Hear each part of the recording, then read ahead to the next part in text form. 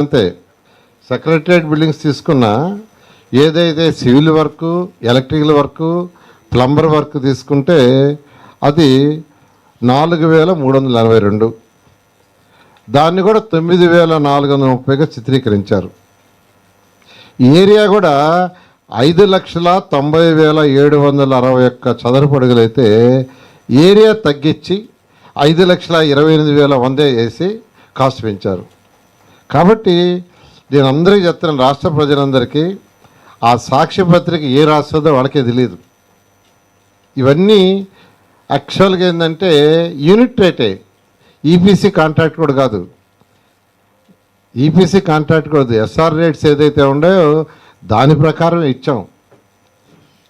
అందువల్ల మరొకసారి రాష్ట్ర ప్రజలందరికీ చెప్తున్నాను, ఈ యొక్క టెండర్లు ఏదైతే ఉన్నాయో ఈ క్వాలిటీగా చేస్తున్నాం. క్వాలిటీగా చేసేటప్పుడు కూడా ఎస్ఆర్ఆర్ రేట్ ఏదైతే 20 మంది చీఫ్ కమిషనర్ రేట్లు ఫైనలైజ్ చేశారు ఐటమ్ వైజు, ఆ రేటే టెండర్లో పెట్టాం, వేరే రేట్లు పెట్టలా. ఇది ఐటమ్ రేట్, ఈపీసీ కాంట్రాక్ట్ కూడా కాదు. రేపు ఉదయం వాళ్ళు ఐటమ్స్ ఏదైతే బిగిస్తారో దాని ప్రకారమే పేమెంట్ ఉంటుంది. ఈ విషయాన్ని రాష్ట్ర ప్రజలందరికీ మరొకసారి తెలియజేయాలని తెలియజేస్తున్నాను. Thank you.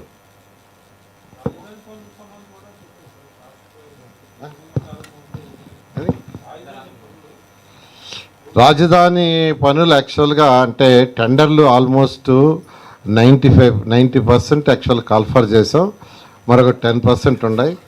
అయితే ఎలక్షన్ కమిషను టెండర్లను అవార్డ్ చేయొద్దు, పిలుచుకోమన్నారు.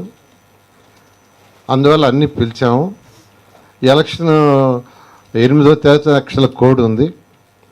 ఒకవేళ కోడ్ ఈ లోపల తీసేస్తే ఓపెన్ చేస్తాం, లేదంటే అవి కోడ్ అయిపోగానే 8వ తేదీ అయిపోగానే 9వ తేదీ ఆదివారం వచ్చింది, 10వ తేదీ యాక్చువల్గా టెండర్లు ఓపెన్ చేయడం జరుగుతుంది, 11వ తేదీ వాళ్ళకి అవార్డ్ చేయడం జరుగుతుంది. అట్లా ఒక పక్కా ప్లాన్గా ముందుకు పోతున్నాం. అంతేకాకుండా ఈ ప్రాజెక్ట్ మొత్తం సెల్ఫ్ ఫైనాన్స్ ప్రాజెక్ట్. అంతకుముందు జగన్మోహన్ రెడ్డి దీని మీద కూడా పెద్ద కామెంట్ చేశాడు. ఏమని?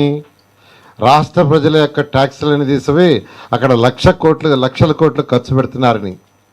కానీ అమరావతి క్యాపిటల్ సిటీ చాలా క్లియర్గా ఆ రోజు డిజైన్ చేసేటప్పుడే దీన్ని ల్యాండ్ పుల్లింగ్లో ల్యాండ్ తీసుకున్నాం. 34,000 ఎకరాలని కేవలం 58 రోజుల్లో రైతులు ఒక్కటంటే ఒక లిటికేషన్ ల్యాండ్ ఇచ్చారు. ఆ రోజు డిజైన్ చేసినప్పుడు ఒక 5,000 ఎకరాలు నెట్ మిగులుతుంది అంటే వాళ్ళు ఇచ్చే దాంట్లో కానీ ఆల్రెడీ ఉన్న రోడ్లలో మిగిలింది కానీ గవర్నమెంట్ కానీ. దీంట్లో సుమారుగా ఒక 1000 నుంచి ఒక 1,200 ఎకరాలు డిఫరెంట్ కంపెనీస్కి, విట్ కావచ్చు, ఎస్ఆర్ఎం కావచ్చు, అమృత్ కావచ్చు, ఇలా నేషనల్ ఇంటర్నేషనల్ కంపెనీలకి ఇవ్వాలని, హోటల్స్కి, స్కూల్స్కి. మిగతా ల్యాండ్ని యాక్చువల్గా మానిటైజ్ చేసి బ్యాంకుల్లో లోన్ తెచ్చుకొని తర్వాత రేటు పెరిగిన తర్వాత అది అమ్మి తీర్చే పద్ధతి. అంటే